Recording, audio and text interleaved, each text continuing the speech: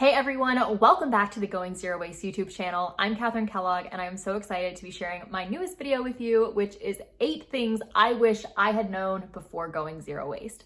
These are all the things I wish I could have told myself before embarking on an eco-friendly or more sustainable lifestyle. If you please hit the thumbs up, it really helps my video get all of this information out to the YouTube algorithm. Now, when I started going zero waste, there weren't many people doing it. And I think the definition has evolved quite a bit over the years, and it's become something that's much more realistic, something that is much more easy to practice because, let's be honest, there's no such thing as zero waste living. It is absolutely impossible to produce zero waste in our current society with our current systems. So up first, the first thing I want to talk about is that you do not have to fit all of your trash into a mason jar. That's absurd. It's crazy. As someone who did it and participated in it, I have a whole video breaking down kind of the idea behind it and why it's not accurate, it's not true, and I personally think it encourages more bad habits than good habits. If you're setting yourself up to think the only way I can be zero waste is if I fit all of my trash in a mason jar, you're going to be setting yourself up for failure. And I would hate to see that happen because I know that when I'm not doing a good job or I'm not living up to my own personal expectations, I get really upset and feel like not doing anything. And I would hate for anyone else to feel like that. So if you're measuring yourself based on the scale of trash jar, don't. Put that away. If you're trying to reduce your waste, welcome to living a zero waste lifestyle. It's that simple. Number 2, you aren't going to be going zero waste overnight. It's not going to happen. If you're like me, I like to go from 0 to 200 in 60 seconds and be 200% all in, invested. And that is just not going to happen. It's going to take you some time to build systems. It's going to take you time to go through old things that you have. Maybe you have 20 packs of paper towels you need to get through before you switch to cloth towels.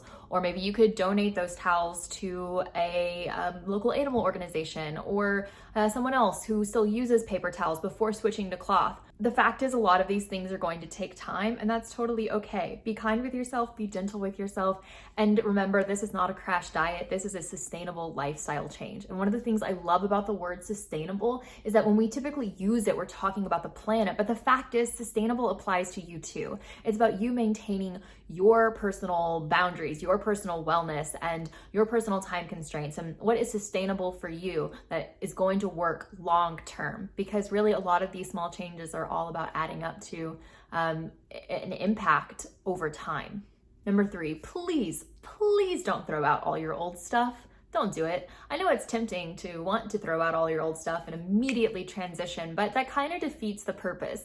I'm still using old plastic ice cube trays. I still have old plastic gallon-sized baggies in my freezer I used to hold compost. I still have my old plastic Tupperware. I've downgraded it from food storage and use it to store nicks and knacks and bobs and things in our garden shed.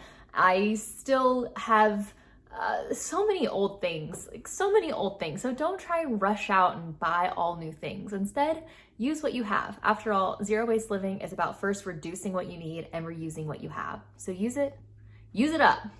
Use it up. There's a saying.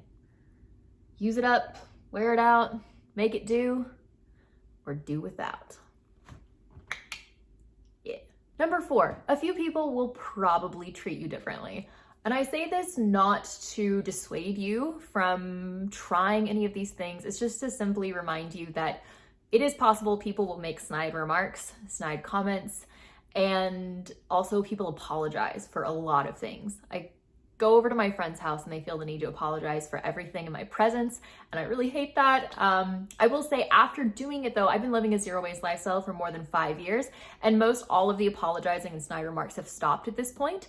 People are typically really affronted when you make a lifestyle change. Whether you're starting a new business, trying to eat healthier, anything, any new lifestyle change is a threat to the status quo, so to speak. It's a threat to the way people interact with you and the way people have behaved with you. When you start to change, people see that change and immediately get on the offensive because they don't know how you're going to treat them. Once they realize that you're still the same person and you're not judgmental and you're not judging them and that you are still cool, typically all that fades away.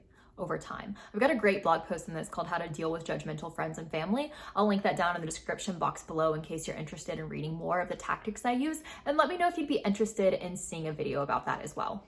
Number 5, things aren't going to go your way 100% of the time. Going back to the trash jar, if you're measuring your trash based on the trash jar, it can be really, really frustrating when you see people go on 6-month trips around the world and somehow never wind up with a plastic straw, never wind up with a plastic bag or a plastic water bottle. You might be wondering, how on earth was that possible? They could be the luckiest people in the entire world. They could also be lying. The fact is that because there is such a pressure on people to be perfect, it tends to mean that they're very selective about choosing what they show on social media and what they promote. And the fact is, a lot of things happen behind the scenes.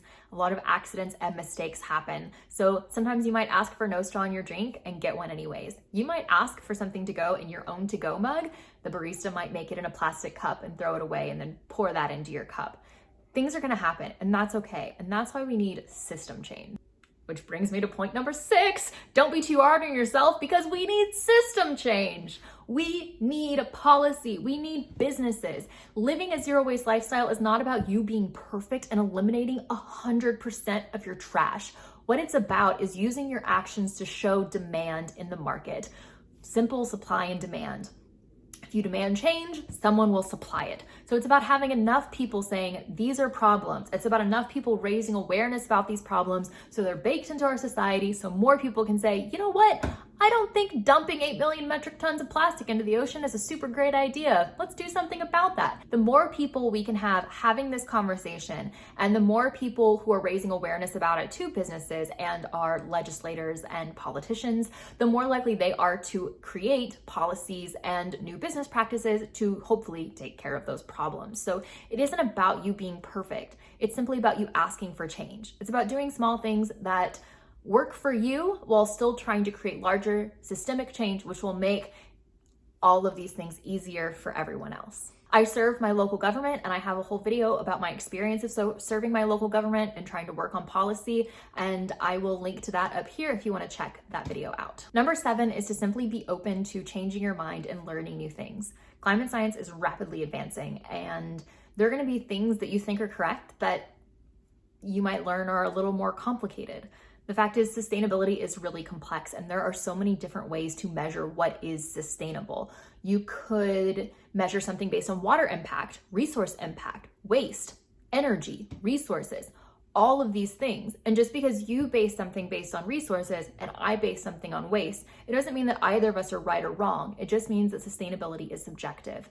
And I think that's another reason why it's really important to come back to systemic change. And instead of us fighting over the very small details of whether or not microwave popcorn is more friendly than stovetop popcorn,